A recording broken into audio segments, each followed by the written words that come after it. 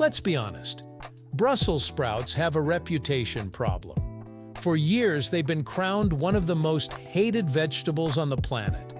Kids push them aside, adults remember the smell, and somehow, Brussels sprouts became the symbol of everything boring and unpleasant about vegetables. But here's the twist. Today, Brussels sprouts are trendy. They show up roasted with balsamic glaze, crispy with bacon, or shaved raw into salads at fancy restaurants. Somewhere along the way, this vegetable went from dinner table villain to foodie favorite. So, what exactly is Brussels sprouts? Where did it come from? Why did it taste so bad for so long? And why does it taste better now? Let's peel back the layers of this tiny green mystery, right here on History of Simple Things.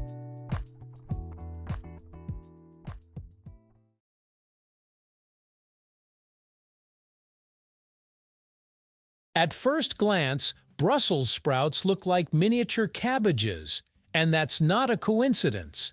Brussels sprouts are part of the Brassica oleracea family. This is the same plant species that gives us cabbage, broccoli, cauliflower, kale, collard greens, and even kohlrabi.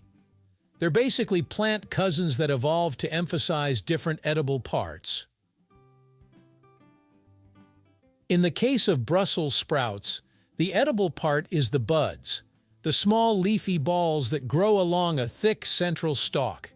Each stalk can produce anywhere from 20 to 40 sprouts, stacked like green buttons. So when you eat Brussels sprouts, you're not eating a baby cabbage. You're eating a fully mature bud designed by nature to grow leaves, until humans decided to harvest it early and cook it. Despite what many people assume, Brussels sprouts aren't named after a person or a cooking style. They're named after Brussels, Belgium. Farmers in the region that is now Belgium began cultivating these sprouts as early as the 13th century. By the 1500s, Brussels sprouts were widely grown near the city of Brussels and became closely associated with the area. When the vegetables spread across Europe, people started calling them Brussels sprouts to distinguish them from other cabbage varieties. The name stuck, and centuries later we're still saying it. Fun detail. In American English, the S in Brussels comes from the city name, but the vegetable itself is typically plural, because one sprout alone is rarely eaten by itself. Brussels sprouts don't grow underground or on vines. They grow upward, like a leafy tower. A single plant develops a thick stalk that can reach up to 3 feet tall. As it grows, leaves sprout from the top, and compact buds form where each leaf meets the stalk. Those buds are the Brussels sprouts we eat. Interestingly, Brussels sprouts actually taste better after a frost. Cold temperatures cause the plant to convert starches into sugars, making the sprouts sweeter and less bitter.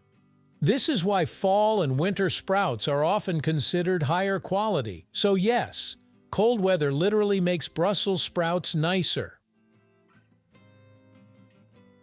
If Brussels sprouts are so carefully designed by nature, why do so many people remember them as bitter, sulfur-smelling nightmares? The answer lies in chemistry and cooking habits. Brussels sprouts contain compounds called glucosinolates, which break down into sulfur-containing chemicals when cooked. Overcooking, especially boiling, releases those sulfur compounds into the air, creating that infamous smell and bitter taste.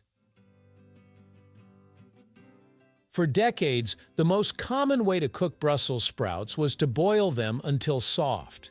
This destroyed their texture and amplified their bitterness. But here's the real kicker. Modern Brussels sprouts are actually less bitter than older varieties. In the 1990s, Agricultural scientists discovered that older Brussels sprout varieties contained higher levels of bitter-tasting compounds. Instead of masking the bitterness with sauces, plant breeders did something smarter. They bred new varieties with lower levels of those compounds while keeping the nutrients intact. Today's Brussels sprouts are naturally milder, sweeter, and more balanced than the ones many people grew up hating. So if you think you hate Brussels sprouts, there's a good chance you've never actually tasted the modern version. Once Brussels sprouts became less bitter, cooking methods finally caught up.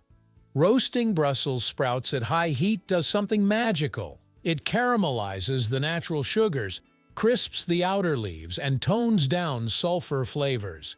Instead of smelling like cabbage water, they taste nutty, savory, and slightly sweet. This single cooking method transformed their reputation almost overnight. Suddenly, Brussels sprouts weren't punishment. They were appetizers. It wasn't the vegetable that failed us for years, it was how we treated it. Despite their glow-up, Brussels sprouts didn't lose their nutritional power.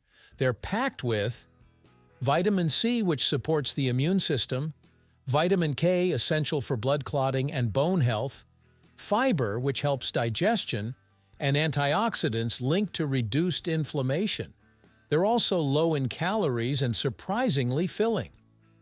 And because they belong to the cruciferous vegetable family, Brussels sprouts have been studied for potential benefits related to heart health and cellular protection.